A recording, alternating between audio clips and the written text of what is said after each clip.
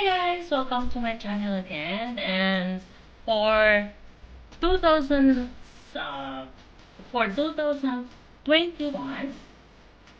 this is my first video that I speak again on my vlog.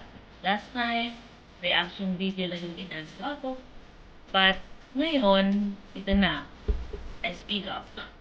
And now, I'm alive again. For today's video, yung traditional food dito sa Japan, papakita ko ulit.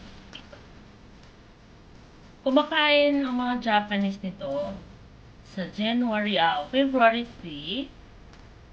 Kasi nga sa may kasabihan ko, pag kumakain daw tayo ng pag-eat is, you're going to wish also.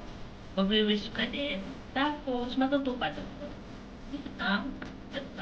Yun ang na kasanayan nila dito. That means they're going to eat umumaki, this kind of food, in February 3. Habang kinakain mo daw siya is magwi-wish ka. Supposed to be, malaki to eh. Malaki siya, long siya ng ganon. Kaso lang, ganito siya kalaki. Kaso lang, syempre hindi naman ako Japanese at saka hindi ko naman siya alam. Kinakain daw yun siya buo.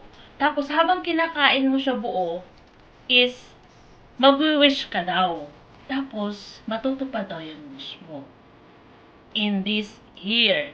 And the next year again, yun na naman daw yung traditional na gagawin mo. Magwi-wish ka ulit, kakain ka ulit, magwi-wish ka ulit. Yun yung ibig sabihin ng ihumaki. Okay? Then, yun, kaya bumili ako.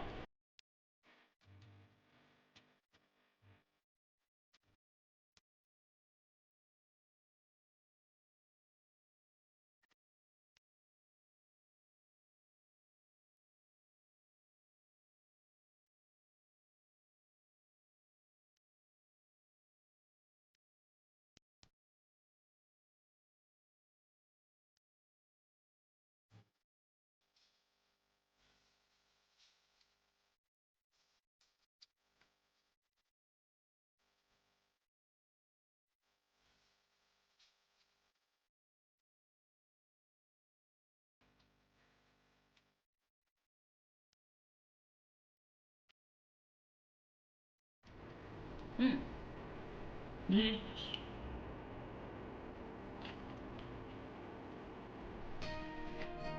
Masarap siya ba?